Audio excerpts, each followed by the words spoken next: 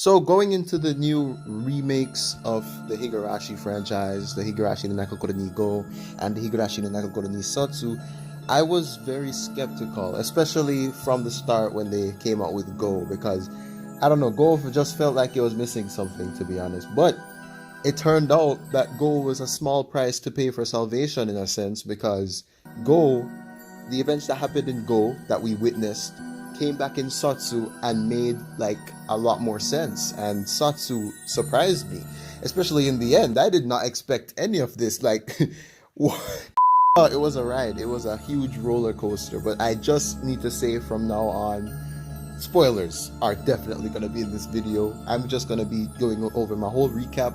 Hopefully it's not going to be a quote-unquote summary that I just pretty much read the pages, so forth, because that's pretty much what my summaries are. If you don't know my summaries, you know, check them out, my summaries. But I changed them to let's reads now. Let me just stop talking and get to the point. So Higurashi no Naku Sotsu, it was a ride. It was a real roller coaster. It was interesting, very, very interesting. So what Higurashi no Naku Go set up was a true emotional battle between Rika and Satoko, and it treated Rika as the protag and Satoko as the antag, which I pretty much do agree with. I don't like Satoko from day one. Ever since I started Sotsu, I'd go, I was like, yeah, Satoko's dirt. Satoko is absolute garbage, man. But it actually made me say, yo, she's actually, antagonist Satoko is actually pretty good. I kind of like her for some reason. What? So pretty much the basis of the whole reboot is that Rika obviously has dreams. She wants to go to a school far from Hinamizawa, right? To further her education. Satoko does not want that for Rika. Satoko wants Rika to stay with her for eternity. Stay in Hinamizawa. Live there, grow up together, die together, I guess, why not? That's pretty much where it was going. Yes, so obviously Satoko hates studying. She emphasizes this a lot. I hate studying myself. I mean, I'm sure we all hate studying. Satoko is relatable in that sense, isn't she? In Go, we saw that when Rika went to the new school, her dream school, pretty much, her dream academy, Satoko was in a bit of a rut, right? Like, she was not getting the grade she was supposed to be getting in order to stay in her class, or in the class that she was put in by the academy. She was always getting into trouble, and Rika kind of like, it felt as if Rika was isolating herself from Satoko in a sense, because Satoko and Rika barely got into any interactions. Satoko was trying to try. Dummy. You stupid. Satoko was trying to go along with Rika's plan, trying to see what Rika's dream was all about and living it with her. But like, sometimes you just can't do that, you know. Sometimes you have to depend on what sometimes it's all about what you want and not really necessarily what your friends want. Just because you get into a school doesn't mean your friend has to get into a school. I mean, this whole friendship thing is very important, and it is a good life lesson in this anime, so I really did like that fact. Satoko was not really getting on as good as she anticipated at that academy, so they pretty much go into a fight. Satoko obviously got the power of the loops, or got the power to live in eternal loops back in Go, and well, she really went riot with this ability. Obviously Satoko did not like it at the academy. Satoko does not like studying, it's quite obvious, and well, Rika's pretty much the opposite. She likes the academy, and it's quite obvious she likes studying too.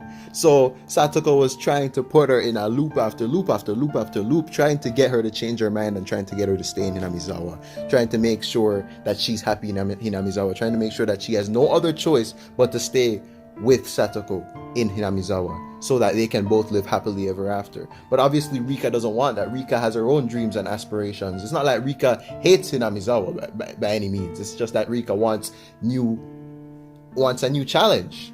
You know, challenges are good. Life without a challenge is not good. Look at Notch, for example. Notch is like a multi-billionaire, sold Minecraft to Microsoft. He's living the life pretty much, but he is sad. It's a very sad life. Obviously, it's like hacking Dream League Soccer. Dream League Soccer is probably one of the easiest games to hack, and once you hack it, you have everything. You don't really need to stress. You don't really need to try and push yourself to do anything. Just have everything pass, pace on the wing, score a goal, and it's it. That's it. You just do that for the whole entirety of the game. In fact, you can have the worst players and just still win, as long because you can rate them up to 100 or whatnot. Yeah. So you always need to challenge yourself. That's a main important thing, not just in anime terms, but in life in general. Yeah, you need to challenge yourself. Corey Kenshin said it in one of his videos, really inspired me. Challenge yourself. He's going back to school and he's going to be doing YouTube at the same time as well. So it's always good to challenge yourself. Always make sure that life isn't easy. If life is easy, it's going to be boring. You need to make sure life is as hard as possible. Huh? I know it sounds really, really, really sad and horrible, but like, I have to make sure you have a challenge. Yeah. Anyways, continuing. Where it gets really interesting and where I actually get hyped up. I got hyped up from episode 13, I think, because geez, all this Getsuga Tenshu, all this Bleach, all this flipping Bankai.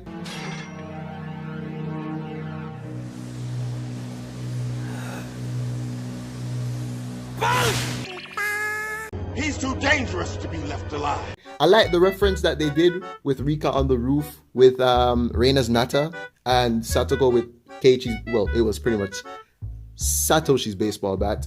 But, you know, Keiichi and Reina fought on the rooftop before, so getting to see Rika and Satoko fighting on the rooftop was pretty refreshing, and it was a good ode to all the people who have been around with the Higurashi anime for a good while now, yeah?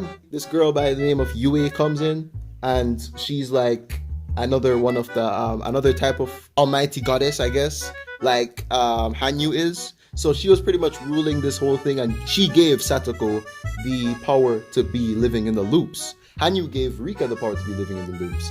So Hanyu was like gone for a while, so Yue was ruling completely. So Satoko was able to use her ability of the loops, tried to get Rika to change her mind because she wanted to live with her happily ever after, right? Hanyu comes back in, and then Rika gets back the ability to go back into the loops as well, and they pretty much fight it out. They legitimately fight it out. It turns into a shonen on God, like Satoko and Rika back to back fighting. The animation was pretty good, I must admit. It was pretty good. It wasn't a lot of animation per se, but it wasn't a lot of frames like used, but like as in like heavy frames, like Levi swinging through the town type of frames. But it was still enjoyable to watch, and I did enjoy that moment for a second. I got really hyped up, like seeing all this. Even that one moment where just by Rika getting this yukata like uniform on and just like fighting in general, getting that part of the that blade that kills anyone permanently who lives in the loops. I don't remember the name. It's a name. It has a name. Put it on the screen or something. But geez, the fight was interesting. The fight was very interesting, and yeah. So it pretty much reminded me of like a Sasuke and Naruto fight. They even fell in the puddle as well. Fought on like a puddle. It's not a puddle. Fought like on a water body of some sorts, and then they dropped back, and they even punched each other. It kind of reminded me of the the Goku Vegeta punch, Goku versus Majin Vegeta, infamous fight by the way. And yeah, it kind of had a lot of references. I don't know if those references were intended or not, but it sure as hell does look like that. Especially Bankai Getsuga that definitely does look intentional. But I like them same way. I'm not quarreling. I love them. I love those references. If they are references, I'll treat them as if they are references. Yeah. So at the end of the day, they just fight it out and it gets resolved. I guess. I mean, they're friends now. They're buddies again. So they pretty much get back on friendly terms again. Yeah. You know, Rika's like, I'm gonna go off. Hey there, Editorial Alex speaking. I'm sorry to interrupt, but my God, Rika looks so fine. The glow up is real. I have no idea. Oh my God! I was like, all right then. I guess do your thing. That's it.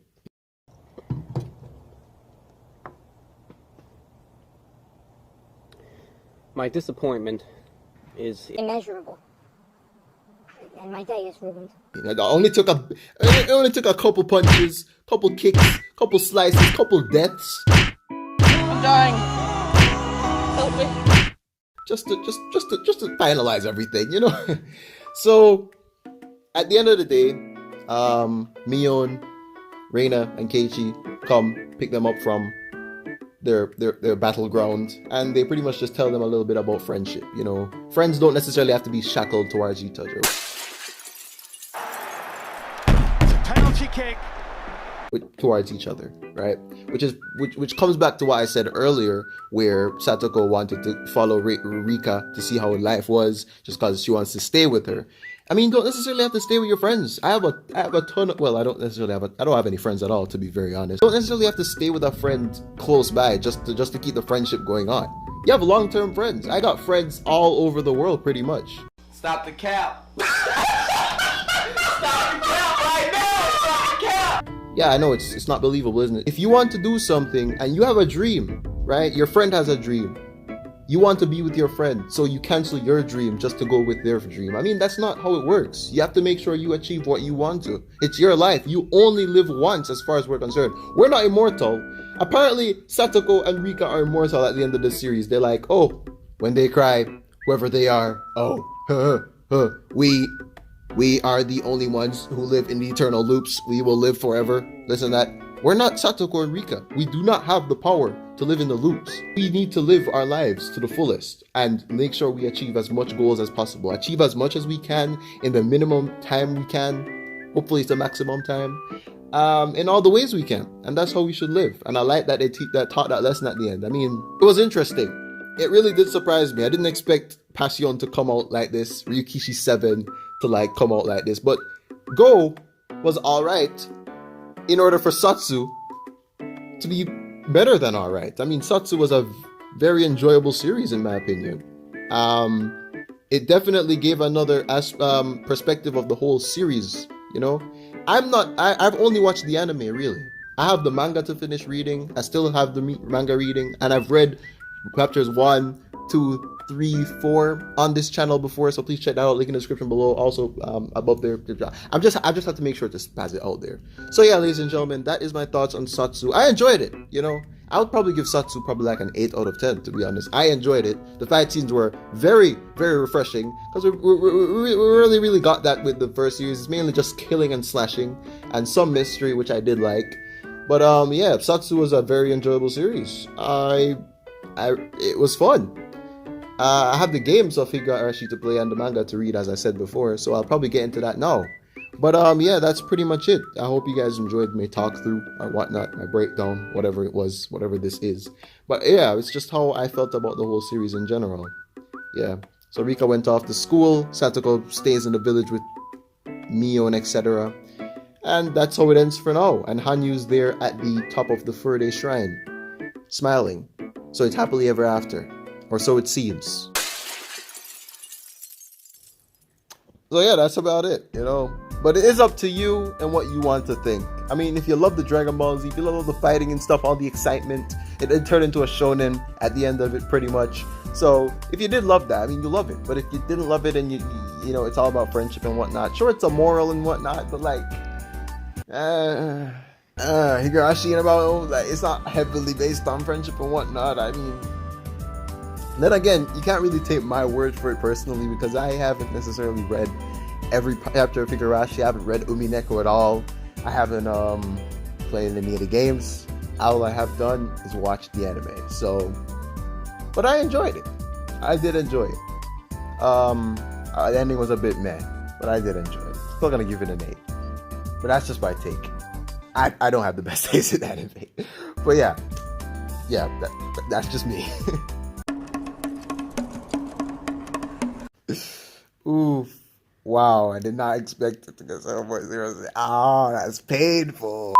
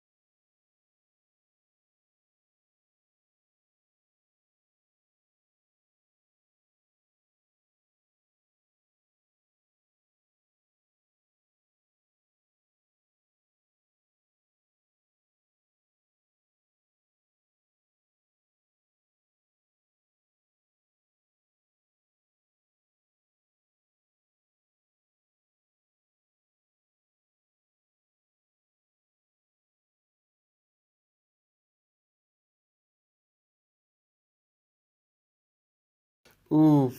Wow, I did not expect it to get 0.06. Ah, that's painful.